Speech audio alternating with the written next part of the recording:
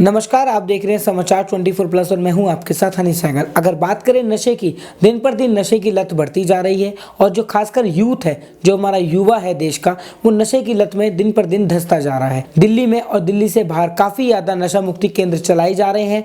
इन्हीं सब के बीच एक जाना माना नशा मुक्ति केंद्र है दिया वेलफेयर ट्रस्ट, जो काफ़ी समय से चल रहा है। बहुत अच्छी रेपो है एक मार्केट में, और जितने भी कस्टमर्स अभी तक दिया वेलफेयर ट्रस्ट में पेशेंट्स हैं, उन सबको बहुत ज़्यादा अच्छा फ्रेंडली एनवायरनमेंट दिया गया है। मेरे साथ दिया वेलफेयर ट्रस्ट के ओनर, फाउंडर और मेन एमडी मौजूद हैं जोगिंदर जी, जिनसे मैं बात करने वाला हूं कि दिया वेलफेयर ट्रस्ट की स्थापना क्यों की गई और आखिरकार जो देखा जाता है कि नशा मुक्ति केंद्र के अंदर जो एडिक्टेड होता है वो खुद एडिक्शन से बाहर निकलकर दूसरों के लिए ये प्रेरणा स्रोत साबित होता है कि मैं दूसरे लोगों का नशा छुड़ा सकूं।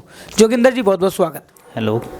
सबसे पहले जोगिंदर जी, दिया वेलफेयर ट्रस्ट की स्थापना कब हुई और क्या सोचकर आपने दिया वेलफेयर ट्रस्ट बनाया? मैंने दिया वेलफेयर ट्रस्ट जो मैंने बनाने का जो सोचा है, सबसे बड़ा रीज़न मेरे घर में ही था। मेरे फादर एक बैंक में सर्विस करते थे और वो अल्कोहल से परेशान थे। तो हमारे घर में वो अल्कोहल को लेके काफ़ी चीज़ों से झगड़ा वगैरह होता था। तो मेरे मन में ये सवाल चलता था कि कोई ऐसी रास्ता या कोई ऐसा मार्ग मिले जिससे मैं लोगों की और ख़ास तौर पे अपने फैमिली की मैं हेल्प कर सकूं।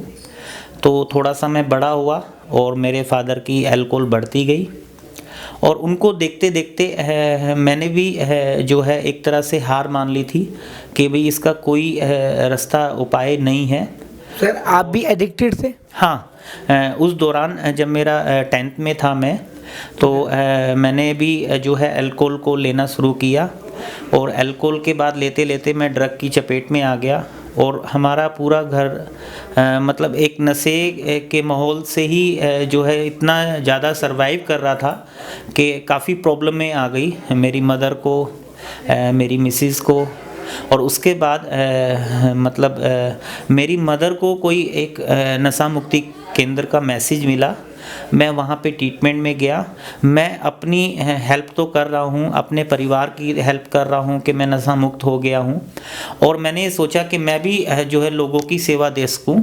जो अनुभव, जो एक्सपीरियंस मेरे को मिला है और जिस दलदल को मैंने महसूस किया है, बहुत सारी फैमिली इस चीज़ में है कि उनके परिवार से कोई भाई है, कोई बेटा है, कोई पति है, तो मैं भी ज़्यादा से ज़्यादा लोगों को बता सकूं। रिहेबिलिटेशन सेंटर्स और नशा मुक्ति केंद्र ही क्या सोल्यूशन है? युवा हमारा रुक नहीं रहा है, दिन पर दिन नशा बढ़ता जा रहा है। सरकार कहती है कभी सिगरेट्स बैन कर दो, अल्कोहलिक ठेके बंद कर दो, वाइन शॉप्स बंद कर दो, लेकिन फिर भी लोग कहीं ना कहीं से जिनको चाहिए वो जुगाड़ कर लेते हैं। मैं अपने थोड़ा सा बताना चाहूँगा, इसमें मेरा एक्सपीरियंस है। कहीं ना कहीं लोग जब अल्कोहल या ड्रग का सेवन करते हैं तो उनको एक अट्रैक्शन होता है, और उस अट्रैक्शन के पीछे सबसे बड़ा कारण ये होता है कि मैं अपना फेलियर देखना ही नहीं चाहता।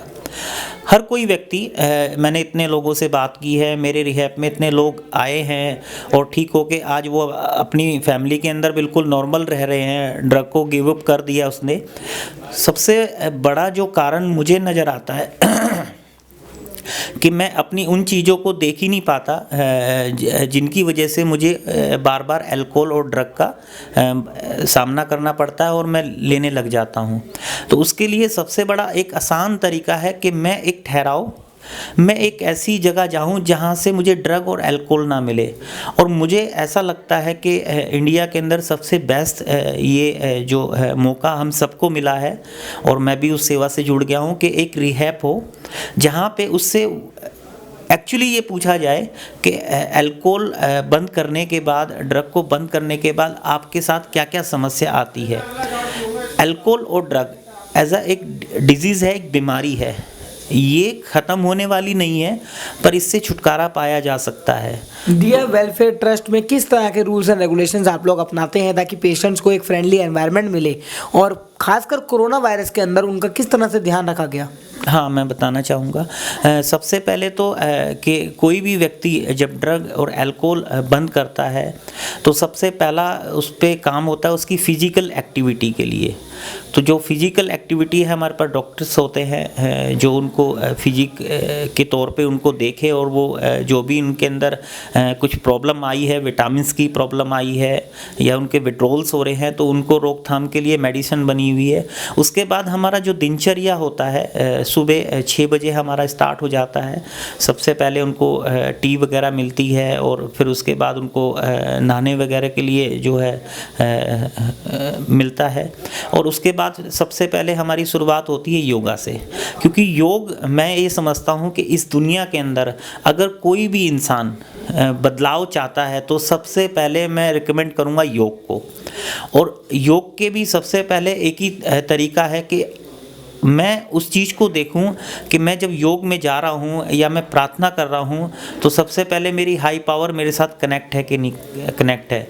तो हमारा जो प्रोग्राम है रिहैब से जुड़ा है वो एक आध्यात्मिक प्रोग्राम है कि मुझे बदलना सिर्फ मुझको है, ना कि समाज को, मेरे परिवार को। तो उससे जो 50% जो मेरे अंदर जो कन्फ्यूजिंग होती है, मेंटली स्ट्रेस होता है, वो काफ़ी रिलीफ मिल जाता है कि चेंज मेरे को होना है। तो वहाँ वो माहौल ऐसा हम क्रिएट करते हैं कि चेंज होने का मौका मिलता है। सबसे पहले डिसिप्लिन, कि सबसे पहले मैंने अपने आप को देखना है, अपनी फिजिक को देखना है, अपने हेल्थ से जुड़ा रहना है। मैं फूड जो है उसके ऊपर फोकस होता है।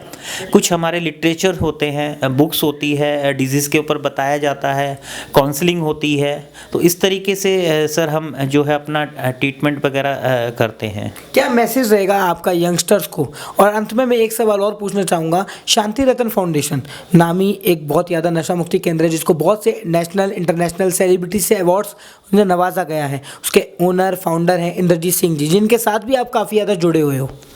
मैं इंद्रजीत सर से 2013 से मैं जुड़ा हुआ हूँ और इनसे जब मैंने बात की तो मेरा रिहैब बाद में मैंने ओपन करने का प्लान किया। और जो मुझे एक्सपीरियंस इनसे मिला और प्रेरणा है मेरे को मिलती रहती है शांति रतन फाउंडेशन से कि क्या क्या हम बेहतर कर सकते हैं। तो मैं ये अगर पर्सनली ये बोलूँ तो मुझे काफ़ी कुछ हेल्प मिलती है और आगे भी मिलती रहती है कि मेरे को हर चीज़ों के बारे में अगर कहीं प्रॉब्लम आती है कि हमें किसी व्यक्ति से डील करना है या हमें क्या उस चीज़ के लिए ऐड ऑन करना है, तो वो डेफिनेट मुझे मार्गदर्शन बताते हैं और मुझे काफ़ी हेल्प मिलती है। बहुत अच्छी बात है। और वाकई में ही अगर बात करें तो दिया वेलफेयर ट्रस्ट बहुत अच्छा काम कर रहा है, नशा मुक्ति केंद्र है और बहुत अच्छे से चल रहा है, जिसके अंदर बहुत से पेशेंट्स ठीक हो भी चुके हैं। और सबसे अच्छी बात है यहाँ पे cleanliness, health, food, discipline, clean and order, rules and regulations, और सबसे बड़ी बात कि कोरोना वायरस की महामारी के अंदर सैनिटाइजेशन, मास्क का पूरा ध्यान रखा गया। आप दिया वेलफेयर ट्रस्ट के साथ अगर जुड़ना चाहते हैं तो दिए गए नंबर पे संपर्क कर सकते हैं। आगे की तमाम खबरें और जानकारी के लिए बने रहिए हमारे साथ और देखते रहिए समाचार 24+।